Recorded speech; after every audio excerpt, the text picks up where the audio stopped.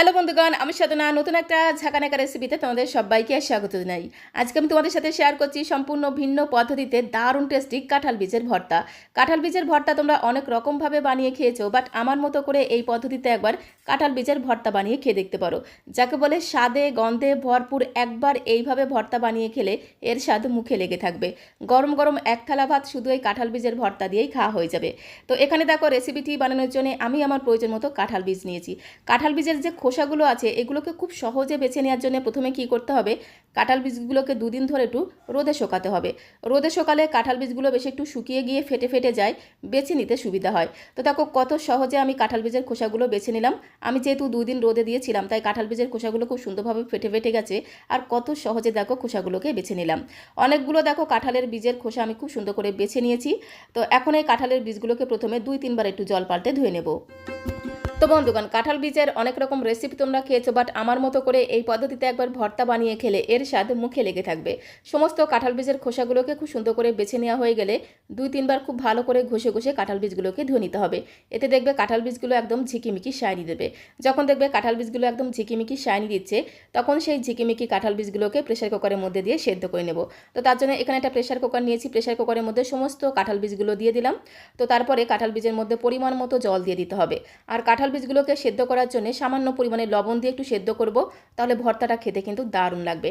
তো একদমই সামান্য পরিমাণে লবণ দিয়ে তারপরে প্রেসার কুকারের ঢাকনাটা বন্ধ করে গ্যাসের ফ্লেমটা মিডিয়ামে রেখে জাস্ট 3 থেকে 4টে সিটি পড়তে দেবো। 3 থেকে 4টে সিটি বা হুইসেল পড়ে গেলে গ্যাসের ফ্লেমটা বন্ধ করে দিয়ে স্ট্যান্ডিং টাইমে রেখে দেবো। যতক্ষণ না প্রেসার কুকারের প্রেসারটা অটোমেটিক্যালি রিলিজ হয়ে যাচ্ছে ততক্ষণ অবধি রেখে দিতে হবে। তো ওইদিকে কাঁঠাল বীজগুলো সেদ্ধ হতে থাক, ততক্ষণে দেখো এখানে আমি নিয়েছি নারকোল। তো এখানে দেখো আমি একদম ফ্রেশ নারকোল নিয়েছি। তো এখন এই নারকোলটাকে একদম ঝাঁকানাকা করে মানে ঝটপট করে কুড়িয়ে নেব। কাঁঠাল বীজের এই ভর্তাতে বেশি না, জাস্ট 2 থেকে 3 চামচের মতো যদি একটু নারকোল কুড়িয়ে দেওয়া হয়, কাঁঠাল বীজের এই ভর্তার টেস্ট 10 দিন অবধি মুখে লেগে থাকবে, এতটাই টেস্টি খেতে হয়। তো দেখো জাস্ট 3 থেকে 4 চামচের মতো নারকোল খুব সুন্দর করে একদম ঝাঁকানাকা করে কুড়িয়ে নিলাম। তো তারপরে নারকোলটাকে এইভাবে ভালো করে চটকে নিতে হবে। নারকোলের মধ্যে যে জুস বা দুধটা আছে সেটাকে খুব সুন্দর করে বের করে নিতে হবে, তাহলে কাঁঠাল বীজের ভর্তার টেস্ট আরও 10 গুণ বেড়ে যাবে। কাঁঠাল বীজের ভর্তার মধ্যে আমি দেবো পেঁয়াজ আর রসুন। তো তার জন্য দেখো এখানে একটা গোটা রসুন নিয়েছি, তার সাথে নিয়েছি 2টো মিডিয়াম সাইজের পেঁয়াজ। পেঁয়াজের খোসাগুলোকে খুব সুন্দর করে ছাড়িয়ে জল দিয়ে ধুয়ে নিয়েছিলাম। তো এখন এই পেঁয়াজগুলোকে একদম ঝিরিমিরি ঝিরিমিরি করে কুচিয়ে নিতে হবে। আমি তো আমার সুবিধা মতো ছুরির সাহায্যে একদম ঝিরিমিরি করে কুচিয়ে নিলাম। তোমরা তোমাদের সুবিধা মতো বটির সাহায্যে একদম ঝিরিমিরি করে কুচিয়ে নিতে পারো, তাতে কোনো সমস্যা নেই।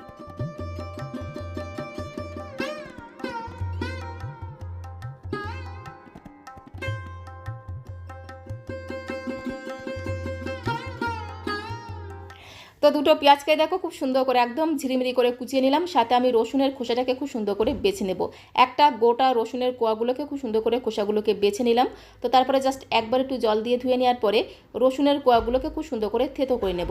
তার জন্য দেখো এখানে আমি শিলনোড়া নিয়েছি। শিলনোড়াতে খুব ভালো করে রসুনের কোয়াগুলোকে এইভাবে একটু ঝাঁকানাকা করে থেতো করে নিতে হবে। রসুনের কোয়া যদি এইভাবে একটু থেতো করে দেওয়া হয়, ভর্তাটা খেতে কিন্তু দারুণ লাগবে। খুব সুন্দর করে রসুনের কোয়াগুলোকে থেতো করে নিলাম। আর এদিকে দেখো কাঁঠালের বীজগুলো খুব সুন্দরভাবে সেদ্ধ হয়ে গেছে। 3টে সিটি পড়ে যাওয়ার পরে আমি গ্যাসের ফ্লেমটা বন্ধ করে দিয়ে স্ট্যান্ডিং টাইমে রেখে দিয়েছিলাম। যখন প্রেশারটা অটোমেটিক্যালি রিলিজ হয়ে গেছে, তারপরে তোমাদের ঢাকনাটা খুলে দেখাচ্ছি। দেখো কাঁঠাল বীজগুলো কত সুন্দর সেদ্ধ হয়ে গেছে। তো এখন এই কাঁঠাল বীজগুলোকে খুব সুন্দর করে জল ছেঁকে ছেঁকে একটা পাত্রের মধ্যে তুলে নিতে হবে। তারপরে কাঁঠাল বীজগুলোকে একটু ঠান্ডা করে নিতে হবে। গরম অবস্থায় মেখে নিতে অসুবিধা হবে, তো তার জন্য কাঁঠাল বীজগুলোকে একটু ঠান্ডা করে নিতে হবে। আর এমনভাবে সেদ্ধ করতে হবে যাতে কাঁঠাল বীজগুলো খুব ভালোভাবে নরম হয়ে যায়, মেখে নিতে সুবিধা হয়। তো কাঁঠাল বীজগুলো এইদিকে খুব সুন্দরভাবে ঠান্ডা হতে থাক, ততক্ষণে দেখো সরাসরি চলে আসলাম কড়াইয়ের কাছে। গ্যাসের ফ্লেমটা অন করে দিয়ে একটা কড়াই বসিয়ে দিয়েছি। কড়াইটা একটু গরম হয়ে গেলে জাস্ট 3 চামচ দিয়ে দিলাম সরষের তেল। যে কোনো ভর্তা মানেই হচ্ছে সরষের তেল। তো অবশ্যই কিন্তু কাঁঠাল বীজের ভর্তাটাও সরষের তেলে রান্না করতে হবে, তবেই কিন্তু খেতে দারুণ টেস্টি হবে। তেলটা একটু গরম হয়ে গেলে এখানে আমি মাত্র 4টে শুকনো লঙ্কা দিয়ে দিলাম। ভর্তার মধ্যে শুকনো লঙ্কার পরিমাণটা একটু বেশি দিলে স্বাদ আর গন্ধ দ্বিগুণ বেড়ে যায়। তো এখানে আমি মাত্র 4টে শুকনো লঙ্কা দিলাম। শুকনো লঙ্কার পরিমাণটা তোমরা আরও বাড়িয়েও দিতে পারো, তাতে কোনো সমস্যা নেই। গ্যাসের ফ্লেমটা মিডিয়াম টু লোতে রেখে একটু ধীরে ধীরে সময় নিয়ে শুকনো লঙ্কাগুলোকে এইভাবে একদম লাল লাল করে ভেজে নিতে হবে। তাহলে শুকনো লঙ্কার মধ্যে যে দানা বা বীজগুলো আছে সেগুলো খুব সুন্দরভাবে ভাজা হয়ে যায়। খাওয়ার সময় 2-1টা দানা দাঁতের নিচে পরে, খেতে কিন্তু দারুণ লাগে। বেশ একটু মুচমুচে হয়, খেতে দারুণ টেস্টি লাগে। তো তারপরে ওই তেলের মধ্যে আমি 1/2 চামচ দিয়ে দিলাম কালো জিরে ফোড়ন। তার সাথে থেতো করা রসুনের কোয়াগুলোকে দিয়ে গ্যাসের ফ্লেমটা মিডিয়াম টু লোতে রেখে রসুনের কোয়াগুলোকে কিন্তু একদম ধীরে ধীরে সময় নিয়ে একদম লাল লাল করে ভেজে নিতে হবে। তো বন্ধুগণ, এই থেতো করা রসুনের কোয়াগুলোকে ভাজার সময় কোনো মতেই কিন্তু গ্যাসের ফ্লেমটা বাড়ানো যাবে না। গ্যাসের ফ্লেমটা মিডিয়াম টু লোতে রেখে ধীরে ধীরে সময় নিয়ে রসুনের কোয়াগুলোকে ভেজে নিতে হবে। এতে রসুনটাও খেতে দারুণ লাগবে, সাথে সাথে ভর্তার স্বাদ আর গন্ধ আরও দ্বিগুণ বেড়ে যাবে। তো বেশ কিছু সময় ধরে ধীরে ধীরে সময় দিয়ে দেখো রসুনটাকে একদম লাল লাল করে ভেজে নিয়েছি।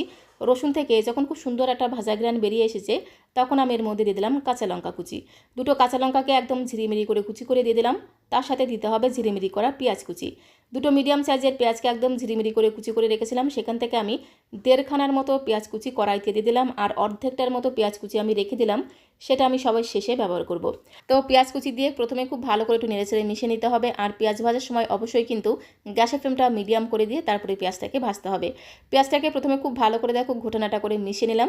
তো এখন আমি এর মধ্যে স্বাদ মতো লবণ দিয়ে পেঁয়াজটাকে ভাজবো, তাহলে দেখবে পেঁয়াজটা খুব তাড়াতাড়ি নরম হয়ে যাবে, তাড়াতাড়ি ভাজা হয়ে যাবে। তো স্বাদ মতো লবণ দিয়ে গ্যাসের ফ্লেমটা মিডিয়াম করে দিয়ে কন্টিনিউ ঘোটানাটা করে পেঁয়াজটাকে একদম লাল লাল করে ভেজে নিতে হবে, যতক্ষণ না পেঁয়াজের কাঁচা গন্ধটা চলে গিয়ে খুব সুন্দর একটা ভাজা গ্রান বেরিয়ে আসছে, ততক্ষণ অবধি পেঁয়াজটাকে একদম লাল লাল করে ভেজে নেব। পেঁয়াজটাকে দেখো একদম গোল্ডেন ব্রাউন করে ভেজে নিয়েছি, খুব সুন্দর একটা সোনালি রং ধরেছে। তো এখন আমি এর মধ্যে দিয়ে দেবো নারকোল। নারকোলটাকে আমি কুড়িয়ে খুব সুন্দর করে চটকে রেখেছিলাম, আর একদমই ফ্রেশ নারকোল ব্যবহার করতে হবে, তাহলে দেখবে ভর্তার টেস্ট আরও 10 গুণ বেড়ে যাবে। তো নারকোল কুড়া দিয়ে পেঁয়াজের সাথে একটু হালকা লালচে করে নারকোলটাকে ভেজে নিতে হবে। এতে নারকোল থেকে খুব সুন্দর একটা ভাজা গ্রান পাওয়া যাবে, যার কারণে কাঁঠাল বীজের ভর্তা স্বাদ আর গন্ধ আরও দ্বিগুণ বেড়ে যাবে। তো 2 থেকে 3 মিনিট সময় ধরে খুব সুন্দর করে ঘোরানাটা করে নারকোলটাকেও দেখো একটু লাল লাল করে ভেজে নিলাম। তো এই সময় আমি এর মধ্যে একদমই সামান্য পরিমাণে দিয়ে দেবো হলুদ গুঁড়ো। ভর্তাতে একটুখানি হলুদ গুঁড়ো দিলে কিন্তু ভর্তার ঘ্রাণটা আরও দুর্দান্ত হয়। তো একদমই সামান্য পরিমাণে একটু হলুদ গুঁড়ো এই সময় দিতে হবে। তার সাথে জাস্ট 2 চিমটির মতো দিতে হবে একটু চিনি। একটুখানি চিনি কিন্তু অবশ্যই দিতে হবে, নাও দিতে পারো। যেহেতু নারকোল দিয়েছি, নারকোলটা কিন্তু মিষ্টি মিষ্টি খেতে হয়, তার সাথে কাঁঠাল বীজটাও কিন্তু মিষ্টি মিষ্টি খেতে হয়। তো চিনির পরিমাণটা কিন্তু একদমই অল্প করে দিতে হবে, জাস্ট 1 থেকে 2 চিমটির মতো চিনি দিতে হবে। চিনিটা তোমরা নাও দিতে পারো, তাতে কোনো সমস্যা নেই। তার সাথে 1 চামচের মতো সর্ষে তেল দিয়ে খুব ভালো করে একটু ঘোটানাটা করে মিশিয়ে নিয়ে গ্যাসের ফ্লেমটা বন্ধ করে দিলাম। তো দেখো খুব সুন্দর করে পেঁয়াজ আর নারকোলটাকে একটু লাল লাল করে ভেজে নেওয়ার পরে এখন একটা বাটির মধ্যে আমি তুলে নেব। এই পদ্ধতিতে তোমরা একবার কাঁঠাল বীজের ভর্তা বানিয়ে খেয়ে দেখতে পারো, খেতে এতটাই টেস্টি হয়, একবার বানিয়ে খেলে বারবার বানিয়ে খেতে ইচ্ছে করবে। তো সমস্ত দেখো নারকোল আর পেঁয়াজটাকে খুব সুন্দর করে লাল লাল করে ভেজে একটা বাটির মধ্যে আমি তুলে নিলাম। আর এদিকে কাঁঠাল বীজগুলো খুব সুন্দরভাবে ঠান্ডা হয়ে গেছে, আর এইরকম করে একদম নরম করে সেদ্ধ করে নিতে হবে, তাহলে ভর্তাটা মেখে নিতে সুবিধা হবে। তো এখন এই কাঁঠাল বীজের ভর্তাগুলোকে আমি শিলের মধ্যে বেটে নেব। মিক্সিং জারের মধ্যে দিয়েও বেটে নেওয়া যায়, বাট মিক্সিং জারের থেকে যদি শিলের মধ্যে নিয়ে একটু বেটে নেওয়া যায়, তাহলে এই ভর্তাটা খেতে আরও বেশি টেস্টি হবে। তো এইভাবে খুব ভালো করে শিলনোড়া দিয়ে খুব সুন্দর করে আমি কাঁঠাল বীজগুলোকে বেটে নেব।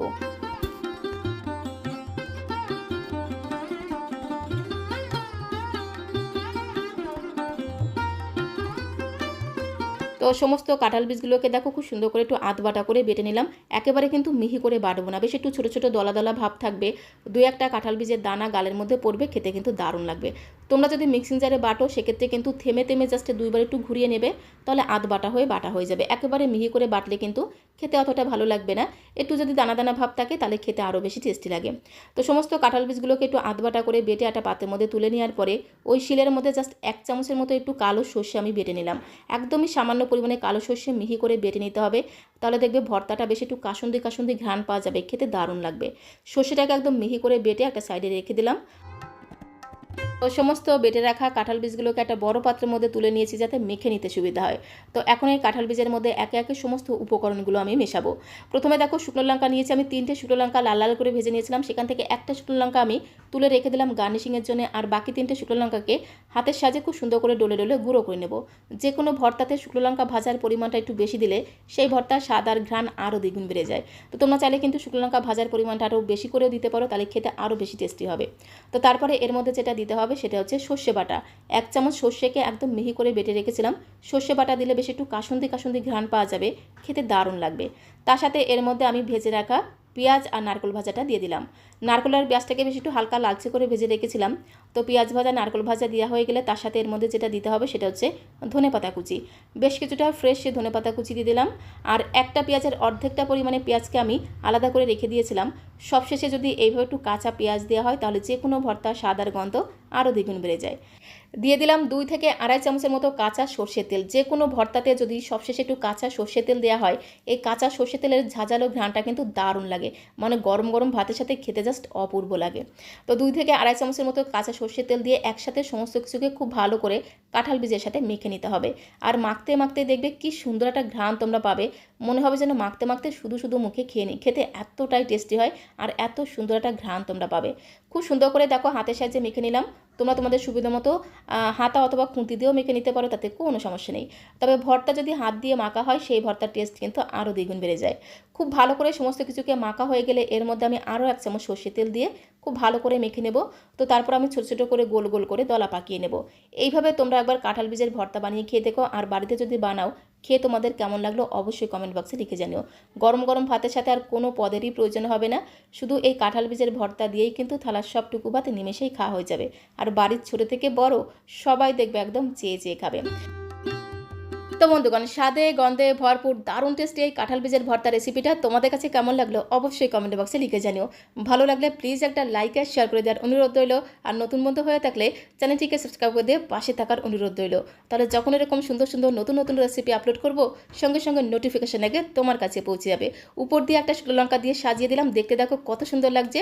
তো আজকের মতো এই পর্যন্ত, সবাইকে অসংখ্য অসংখ্য ধন্যবাদ।